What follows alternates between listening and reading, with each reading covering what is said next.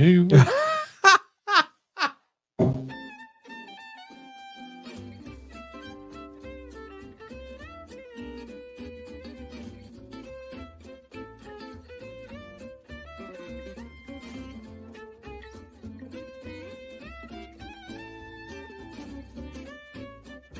Howdy do, neighbor.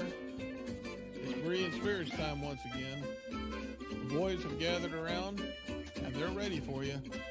So join in, make comments, and study with the guys as they try to study as the Bereans did in Acts chapter 17. And now, here's the guys.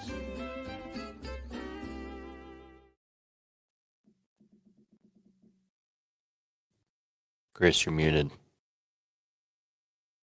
You're muted. Oh, gotta love technical difficulties, don't we?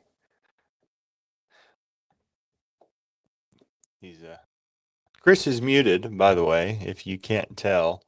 He's trying to talk and introduce that this is Berean Spirits, but he is muted, and so you can't hear him. I mean, some may argue that he sounds better that way, but here it is. Chris, there you go. Can you guys not hit that for me? I was looking for it. It's been so long since I've done it that, I could have done it. I think if you are muted yourself, we can't do it. But if we mute you, I think we might be able to unmute you. Yeah, I don't know who muted me. I was talking to you guys before we started. I know. That's wild. Technical difficulties. Indeed. Yeah. Man, oh man. All right. Well, I guess we can try it again. Hey, welcome back to another episode of Berean Spirits. My name is Chris Peltz. I'm the evangelist with the Southside Church of Christ in Springfield, Missouri.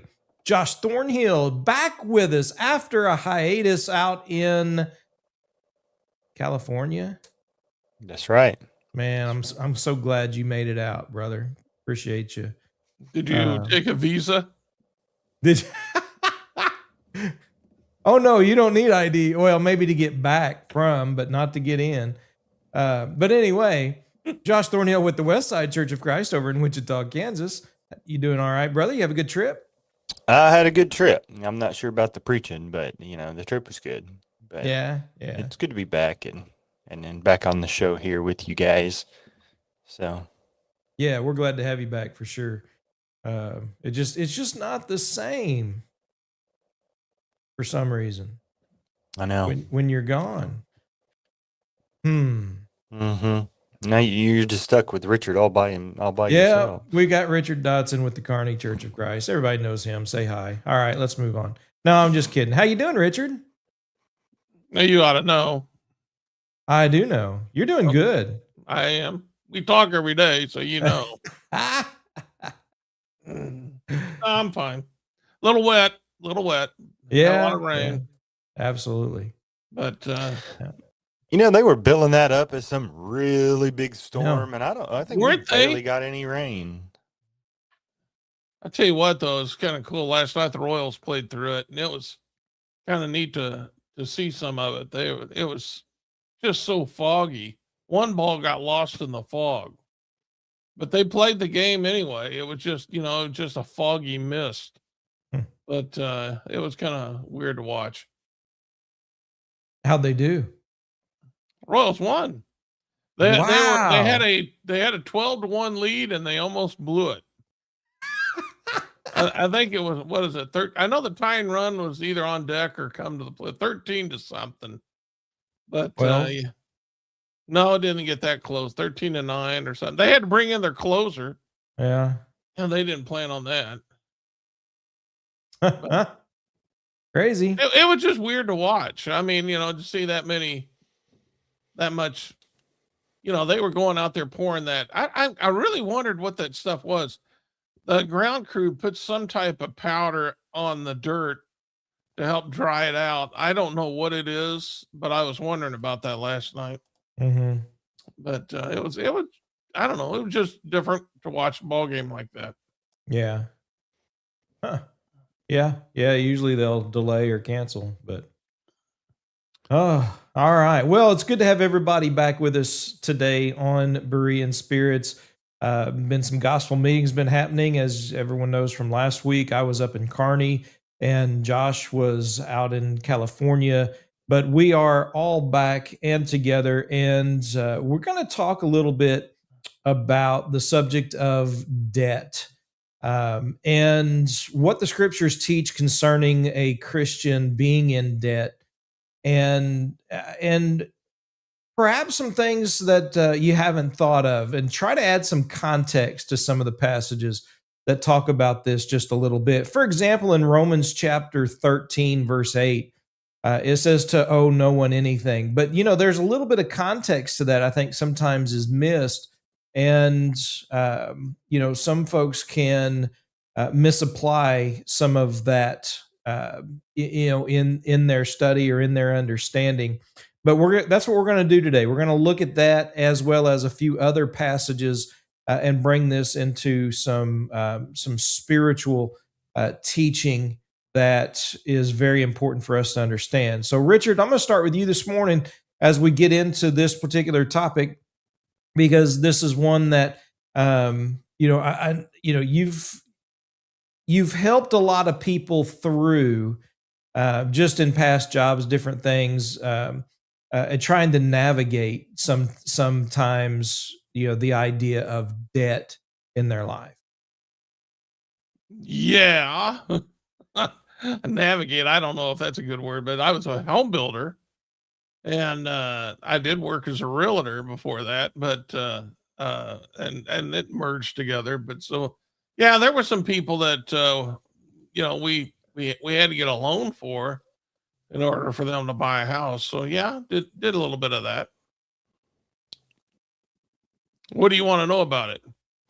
No, I mean just the idea of Christians being in debt first and foremost. Some passages, some things to really look at and talk about as far as the idea of a Christian. What does the scriptures teach concerning the Christian and debt? Oh, okay. Well, it's not something to be taken lightly. Um, in the Old Testament, there was rules about charging interest uh, toward the poor. That, of course, God was the one who was watching over the Israelites and things of that nature. They were allowed, for instance, in the Old Testament, to lend money to foreigners and charge interest, but those who were poor, they were not permitted to do that. But in the New Testament, yes, there's passages that talk about borrowing money, but there's also some principles about paying it back that we really have to consider before we think about getting in debt. Um, Proverbs chapter 22 and verse 7, and Chris and I talked about this yesterday or the day before. It's something that I've taught my son, and it says the rich rules over the poor, and the borrower is servant to the lender. And the only point I'm trying to bring up, and you can borrow money, but when you borrow money, you are selling a little bit of your freedom to the lender because you have to pay that back. And it makes it a very dangerous thing about getting in too much debt because, according to the parable of the sower, you're going to get caught up in, you're going to have too many earthly concerns. And if you have too many earthly concerns, you have to work at paying that money back. You have to pay that back. And that can cause you to be unfruitful. Example that I was telling Chris was, I've seen people who owed so much money, they had to work multiple jobs to pay off their debt. And in so doing, they were missing services at church. They were missing responsibilities that they had at church. And to me, that's one and the same as what we see talked about in the parable of the sower. And it had caused them to become unfruitful. And so while you can borrow money, you have to be very careful about that because once you borrow money from someone, you've lost a little bit of your freedom, and so you need to you're expected to pay that debt back.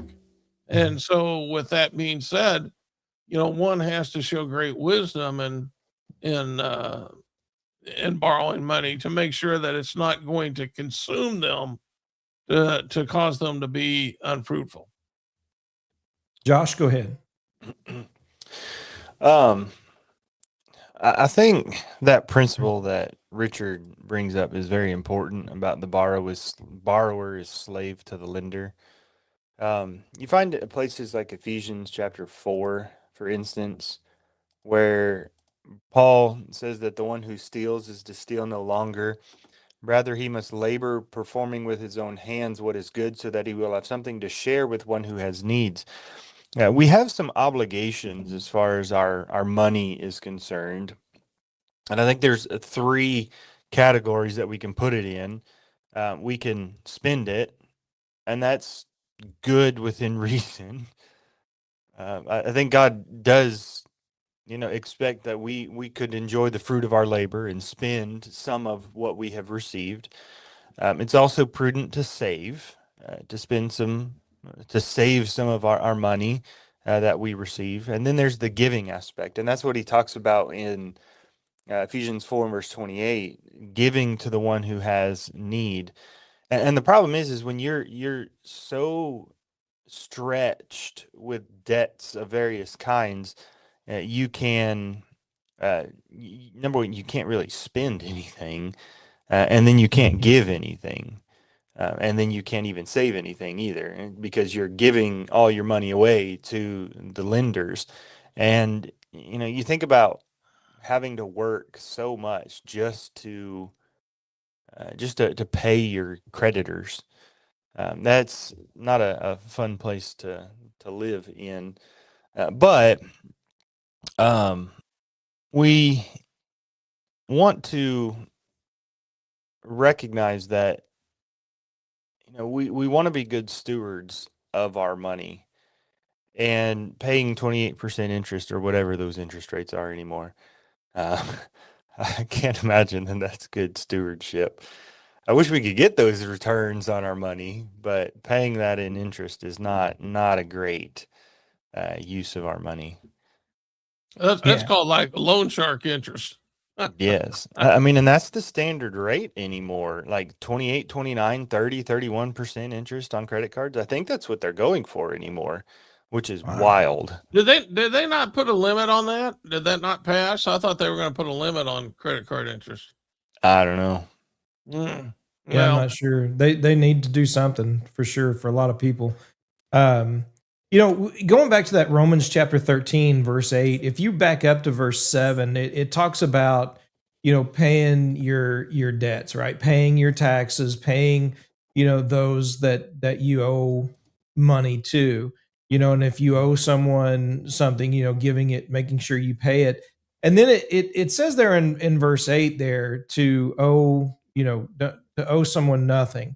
And it isn't that you can't have a loan that you're paying back. The idea is not to be getting behind, not to be overwhelmed, as Richard and Josh have both mentioned.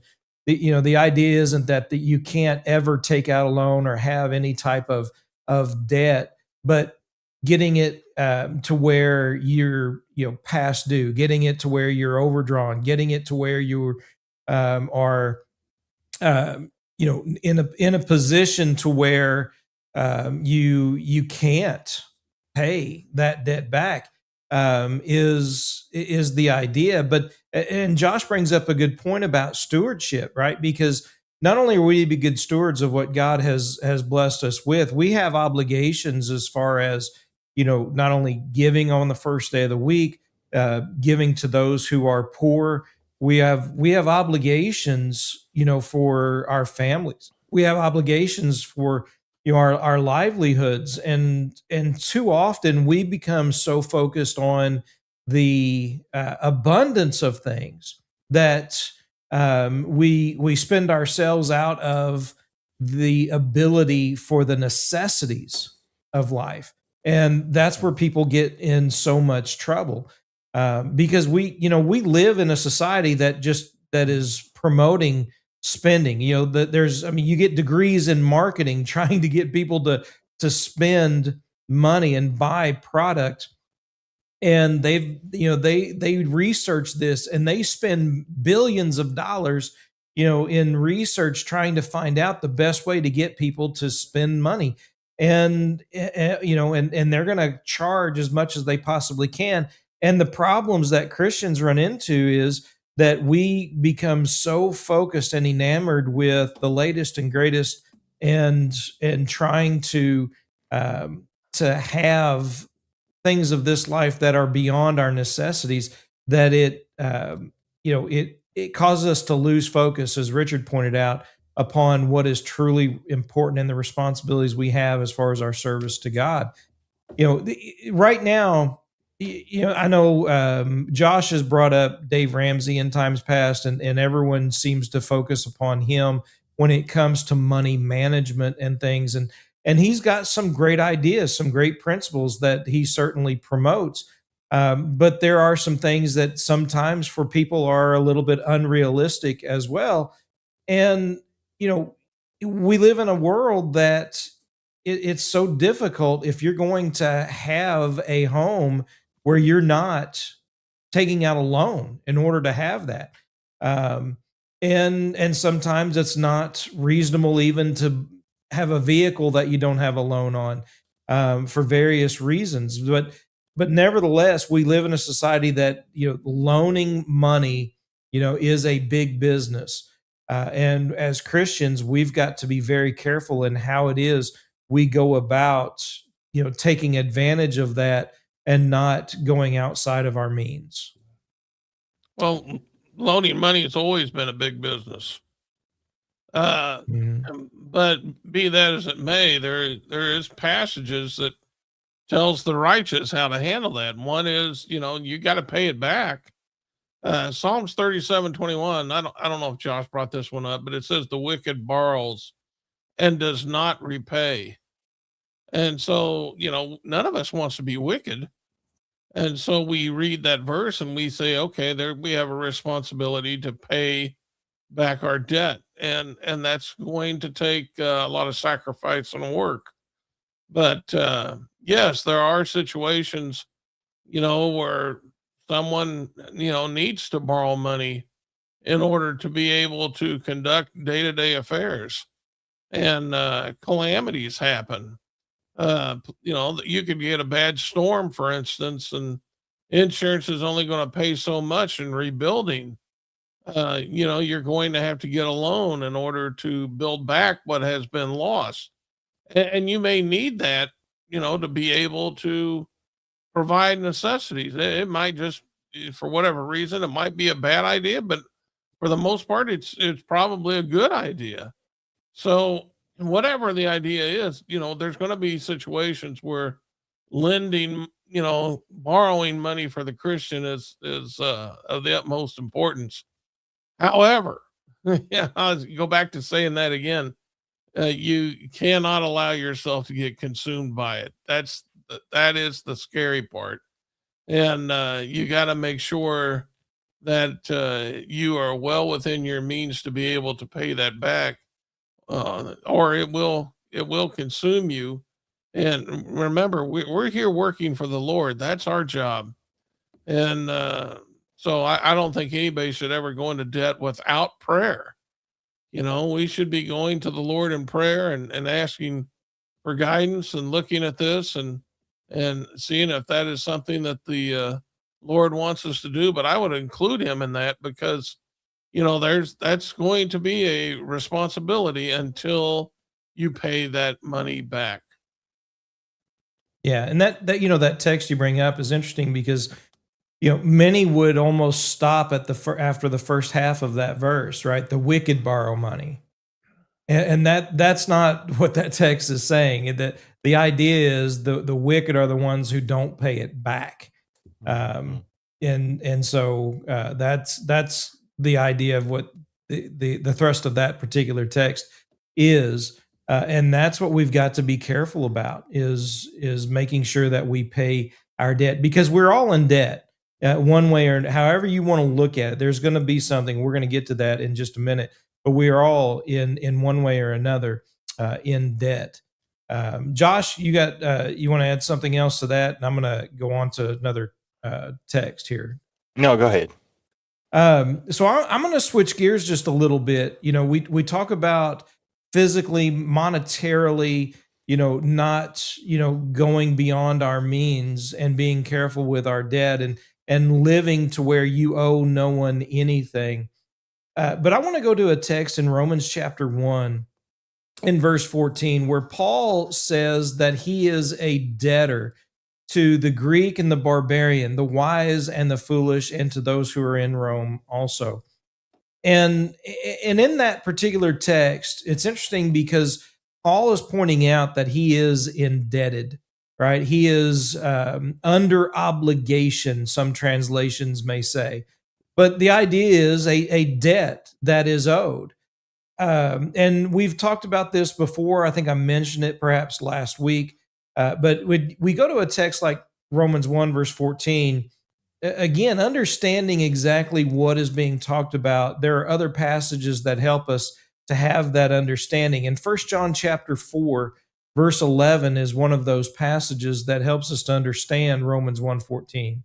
In First John chapter 4 and verse 11, it says there that for God so loved us, we ought to love one another. The word ought is the very same word that Paul uses in Romans 1:14, translated a debtor or under obligation. And it's interesting because Paul is claiming to be in debt, all right, owing something to someone who hasn't done anything for him. The Greeks never done anything for him. The barbarians didn't do anything for him, whether they were wise or foolish. You know, maybe there was one individual here or there, but as a group, they've done nothing for the Apostle Paul, and yet he says he's indebted to them. And 1 John 4, the idea is that, you know, we are indebted to our brethren. We ought to love. We owe it to our brethren to love them. And it's not because of anything brothers or sisters in Christ have done for us. It is because of the first part of that verse, God so loved us. That is why we are indebted to those around us, because of what God has done for us. And think about what he's done, what he has done with, you know, through his son and our Savior, King Jesus, you know, with the crucifixion, the resurrection, the bless, every spiritual blessing, all these things that God has done for us while we were yet sinners. And so we get an understanding of why God says we owe it. We are indebted, right? Not just to God, but to God's creation around us because of what he has done for us. Go ahead, Josh. Amen. um, Ditto. Ditto. Yeah. I mean, I do think that there's a sense in which we are under that obligation or indebted to God and to one another. That's certainly true. But I also think that we need to recognize that indebting ourselves voluntarily in some cases is not always wise.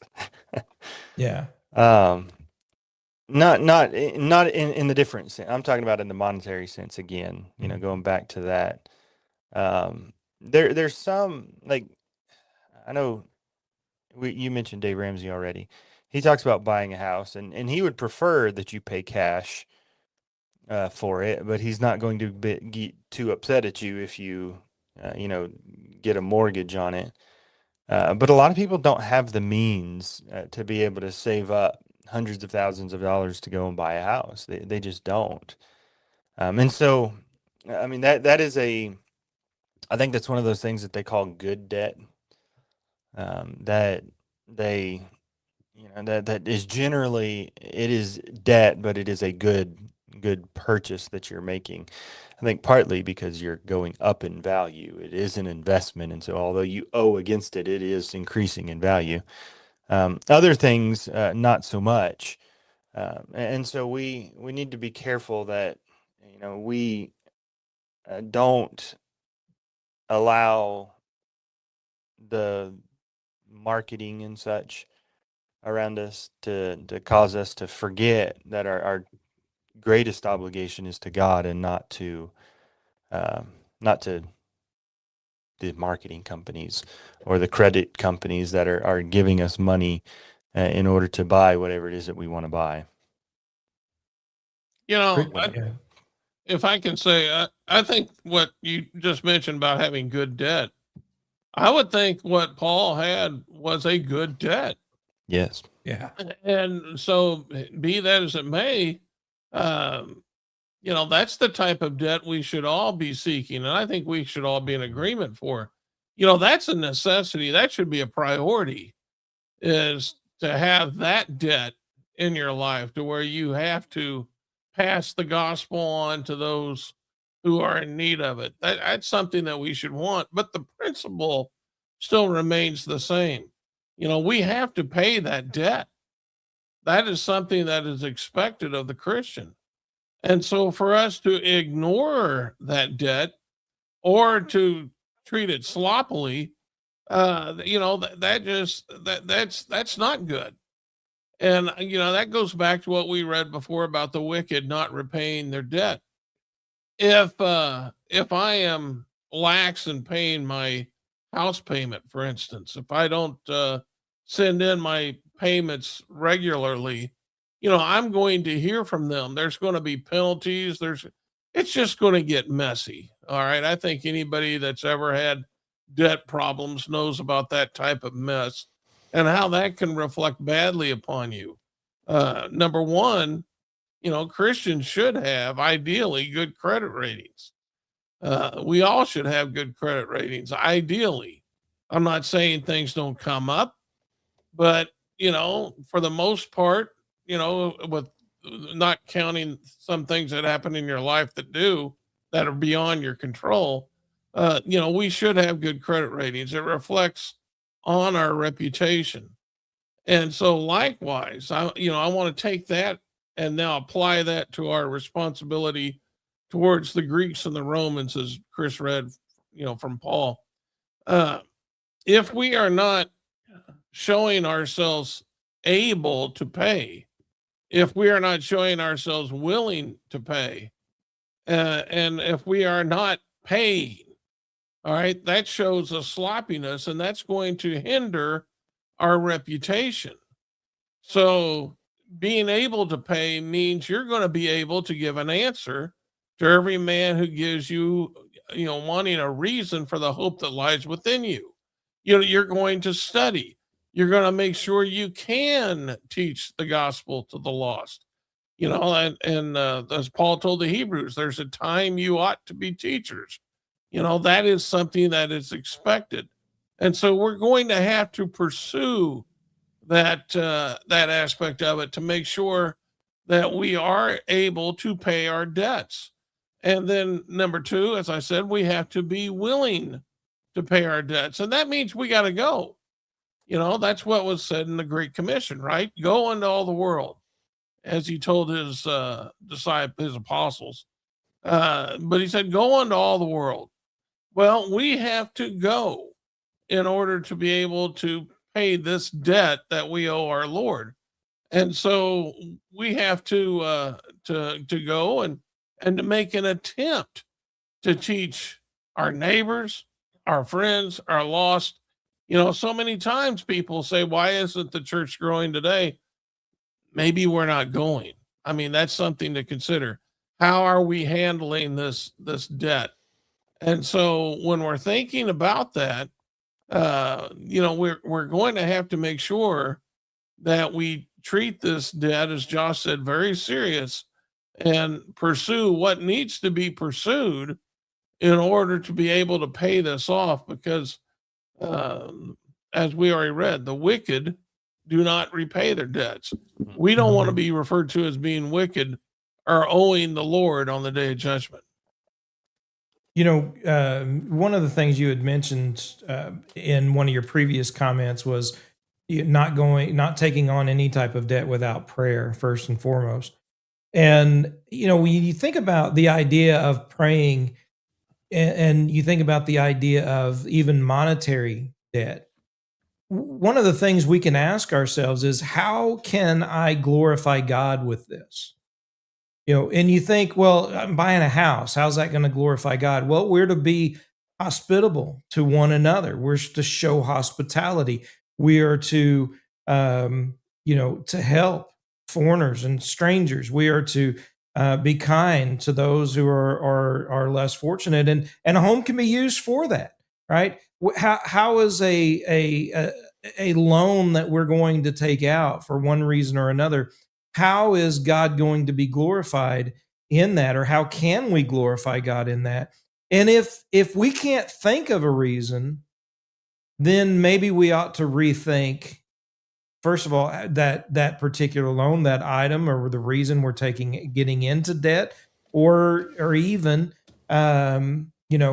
what our priorities really are, right? And listen, we're not. I don't think any of us are standing up here and saying that, because I'm certainly not saying that we've never taken on debt, we've never had loans, we've never used credit cards. I mean, we're not saying that we've never done any of these things, but at the same time, we understand the reality and the responsibility of taking on such debt or responsibility, and making sure that we are in a position to repay it.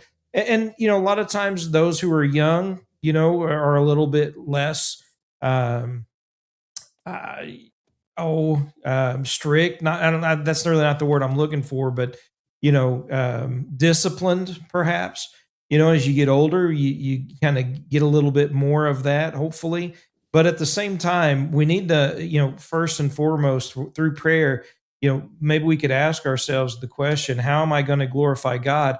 And that goes to the idea of Paul being in debt. I can glorify God. Remember in Philippians 1, verse 12, even in these chains, they help to, for the furtherance of the gospel. Because regardless of his situation and circumstances, he spread the gospel wherever he was at. And is this going to help us with that, or is this going to hinder us with that? Josh? Yeah, I mean, if we're so busy, like Richard pointed out, if we're so busy working because we're trying to pay off our debts that we can't, share the gospel, that's not a good position to be in. But then there's something to be said about, I think, the instant gratification side of things. Because we live in an instant gratification society where everything is instant anymore. You get it as soon as you want it. In some places, you can go to, I think California is this way in certain things. You can go on to Amazon and you can order something and it'll be there the same day at your door. I mean, mine's not. Sometimes I can get it to where it's the next day, but usually I can't get things the same day in some places. But that's another discussion. But anyway, that illustrates the instant gratification of our society, how we want things and we want them now. That's why the instant streaming services are so popular, because I get all this at my fingertips. But then, well, aside from that, you have the buying things on credit when you don't have the money for it. It enables you to have something now, whereas on the other side of that, if you were to save up and pay for it, save up money to get it, you've got all that time to think about it. And then I've heard about people who have decided they wanted something, they started saving up for it, they have the money, and then they go to the store and to buy it, and then they're thinking, I don't really want this. I changed my mind. And so it gives you that time to reflect and to honestly evaluate to see if this is really something worthwhile. Whereas if you use credit, you already have it, and you could maybe return it. You maybe sell it and not get as much as you paid for it, but regardless, you make different choices when you buy versus, on credit versus saving up to pay for it yourself. So Yeah. I mean, There's actually psychological studies that have been done on this and how it's much harder for someone to pay cash for something than it is to swipe a card. Psychologically, there's something that in a person that when they go to purchase something, if it's with a card, it's just easier.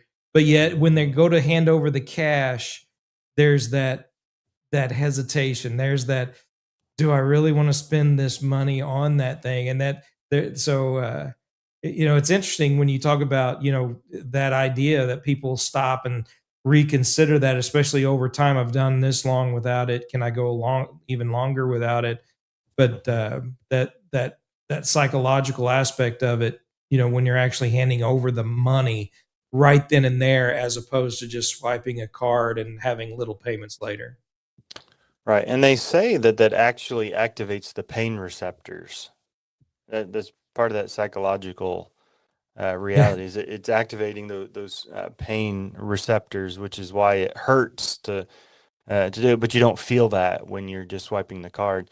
You notice anymore, a lot of vending machines have credit card,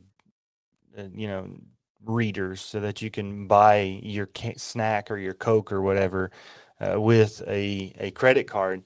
And what they found is the average purchase is significantly more when I'm using my credit card, because I've got my credit card. I can buy the Coke and I can buy the Skittles and I can buy the bag of chips down there. But if I only got $1, I'm limited as to what I can buy. And so there is a lot of wisdom in, not using or having access to all your money with a card. I'm not saying don't use a debit card or a credit card or something, but just know that there's psychological studies that have been done. And we talk about marketing. These credit card companies know what they're doing. There's a reason why you go look at the corporate building for Bank of America or SoFi. SoFi has sponsored that football stadium out in LA. They didn't do that just for just because they just happened to get like they did that off the backs of their customers who have paid them interest on their debts. And then same with Bank of America, Wells Fargo, Chase, Citibank, all these other banks. They have these massive skyscrapers because you're paying them interest. So they're in it to make money, and they know how to manipulate people in order to spend more, in order to borrow more. Like I've gotten tons of. I actually just got one this morning from my bank telling me that buy now, pay later is an option. Yeah. I don't even know how to use it, but I mean, it's an option. I have it now. So. Yeah. Well, I really want to get, I really want to hit something I think is really important. And I think it goes into this, and that's having the right mindset. Because if you have the right mindset as a Christian, you're not going to get caught up into what Josh is talking about. You're not going to fall for those tricks. And now let me explain that. In the parable of the sower, in verse 22, when Jesus was explaining the parable of the sower, he said, now he who received seed among the thorns is he who hears the word and cares of this world, and the deceitfulness of riches choke the word, and he becomes unfruitful. Now that becomes our enemy as a Christian. We do not want to be unfruitful.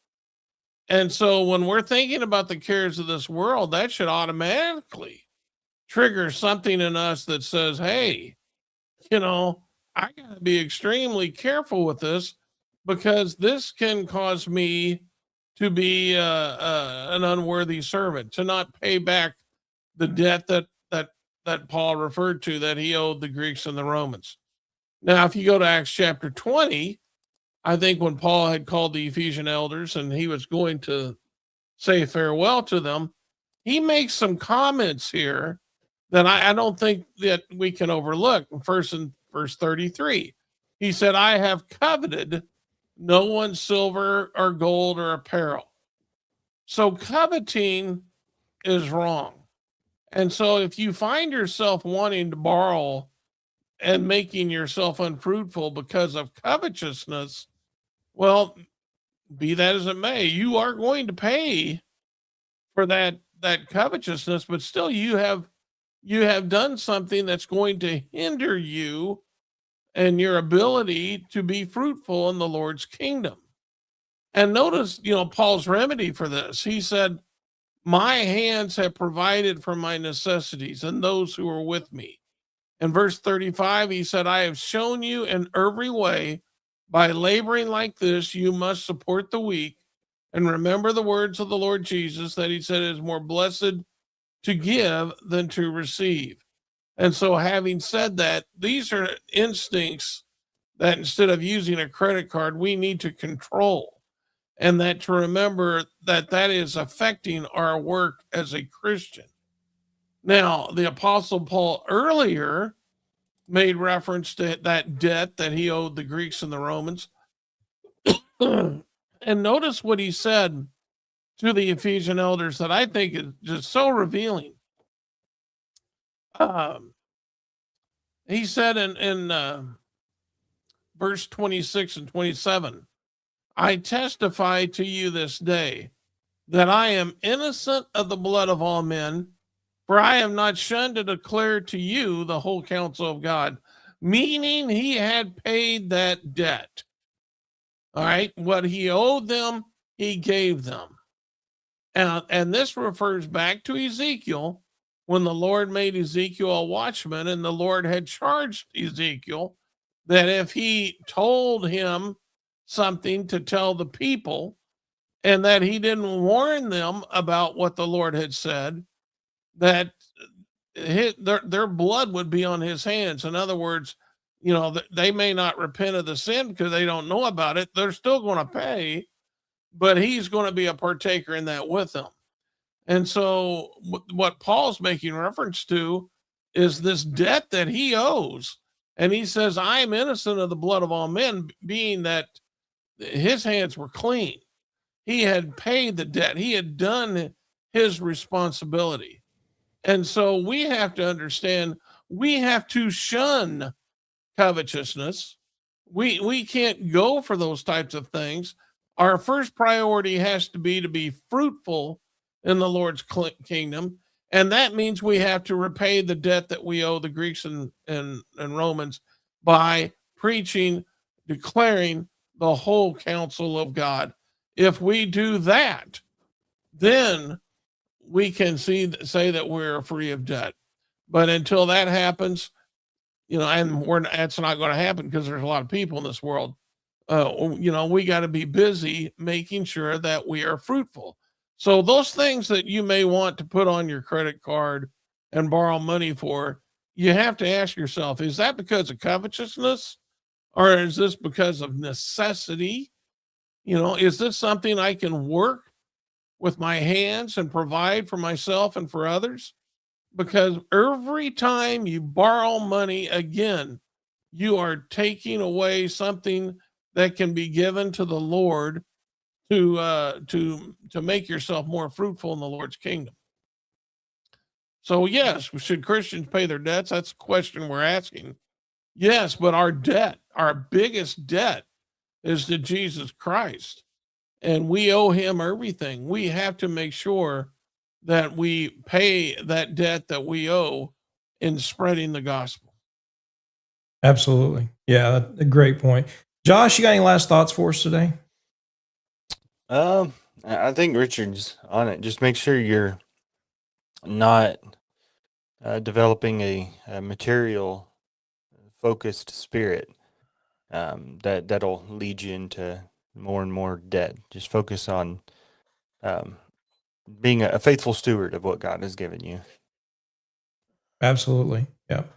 Last thoughts, Richard? Anything else you want to add? No, I think I hit it. On that Yeah, last folks, one. we do appreciate everybody who tunes in and listens to Berean Spirits. Remember, you can catch this as a podcast as well. You can search Berean Spirits on your favorite podcast app. Be sure and share it out. Make sure everybody that you know knows about Berean Spirits and our live stream every Thursday morning, 10 o'clock Central Standard Time. And of course, you can catch it on both YouTube, on Facebook, and the podcast as well. Be sure and shoot us an email, bereanspirits@gmail.com, if you got questions or something you want us to cover. Until next time, remember to search the scriptures with Berean Spirits.